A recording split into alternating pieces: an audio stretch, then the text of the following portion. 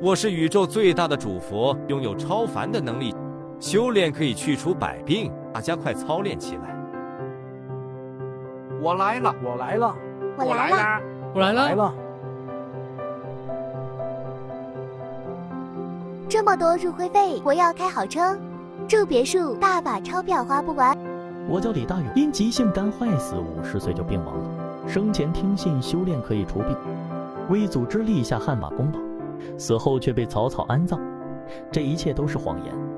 我叫简鸿章，突发心脑血管疾病时，宇宙主佛不让我就医，集体发正念为我加持消业，耽误救治时间使我病亡。生前我参与法轮功20年，变卖所有财产，却换来这般结果。破除迷信思想，正确对待生老病死。遇到邪教，我们要不听不信不传，避免陷入邪教泥潭。